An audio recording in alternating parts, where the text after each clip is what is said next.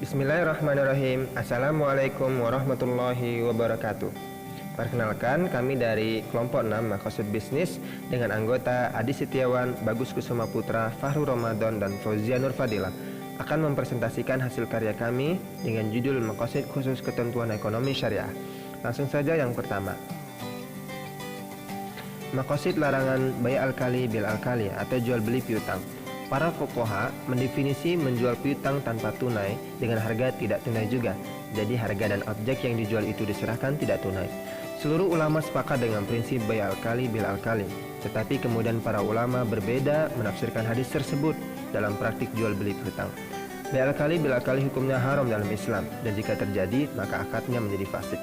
Contohnya adalah si A menjual barang miliknya yang masih terutang kepada si B dengan pembayaran yang masih terutang di tempat si C. Slide kedua, maqasid larangan ihtikar. Mazhab Syafi'i dan Hanbali mendefinisikan ihtikar sebagai menimbun barang yang dibeli saat harga tinggi untuk menjualnya dengan harga yang lebih tinggi. Hal ini sebagaimana ditegaskan oleh Abu Yusuf dan Asy-Syaukani bahwa setiap praktik monopoli itu terlarang. Contohnya adalah membeli masker di saat yang sedang mahal seperti sekarang ini, lalu menimbunnya, kemudian menjual dengan harga yang lebih mahal. Slide yang ketiga, maqasid larangan bai najasi. Bai najasi yaitu penjual menciptakan permintaan palsu, seolah-olah ada banyak permintaan terhadap satu produk sehingga harga produk tinggi. Larangan bai najasi memiliki maqasid karena ini adalah salah satu modus penipuan dalam bisnis. Contohnya adalah si A memuji-muji khasiat jamu dengan berlebihan, padahal barang tersebut tidak sesuai kenyataan dengan tujuan agar si B tertarik. Slide yang keempat, maqasid bai'atain fi baidah atau 2-in-1. 2-in-1 adalah kondisi di mana suatu transaksi diwadahi oleh dua akad sekaligus, sehingga terjadi gharar mengenai akad mana yang harus digunakan. Dalam terminologi fikih, kejadian ini disebut bai'atain fi bai'ah. Menurut Dr. Nazid Haman, substansi praktik ini adalah isyarat akdin fi akdin, atau melakukan satu akad dengan ada atau tidaknya akad lain. Contohnya adalah membeli HP atau menjual HP lalu memberikan kupon untuk bisa diundi. Yang kelima, maqasid larangan maisir. Maisir adalah setiap permainan yang menempatkan salah satu pihak harus menanggung beban pihak lain. Akibat permainan tersebut, larangan maisir ini memiliki maqasid, yaitu menghindarkan kemalasan kerja, dan juga karena maisir mengakibatkan terjadi permusuhan sesama karena ilat maisir adalah taruhan. Contohnya adalah pada togel. Slide yang keenam, maqasid larangan riswah. Riswah atau suap menyuap adalah memberi sesuatu ke pihak lain untuk mendapatkan yang bukan haknya. Sesuatu perbuatan dapat dikatakan sebagai tindakan riswah jika dilakukan kedua pihak tersebut sukarela. Jika hanya satu pihak yang meminta suap dan pihak lain tidak rela, maka itu bukan riswah melainkan pemerasan. Yang ketujuh, contoh sebelumnya adalah memberikan uang pada polisi saat ditilang dengan harapan dibebaskan.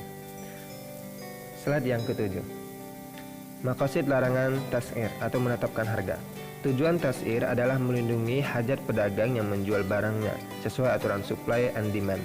Maka penentuan harga bagi mereka adalah menzalimi mereka.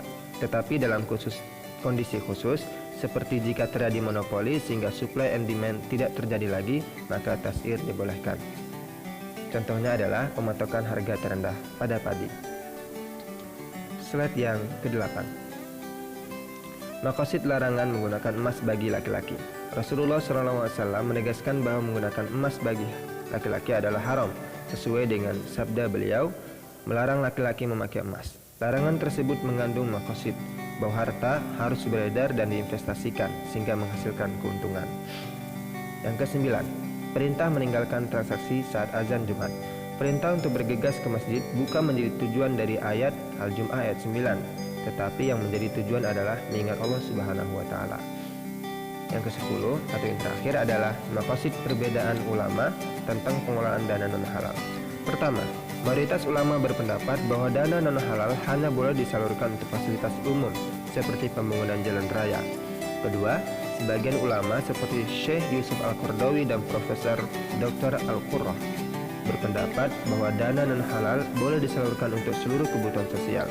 Bagi ulama yang membolehkan penyaluran dana non halal hanya untuk maslahah ammah, itu berdasarkan pandangan bahwa dana haram itu haram bagi pemiliknya dan penerimanya.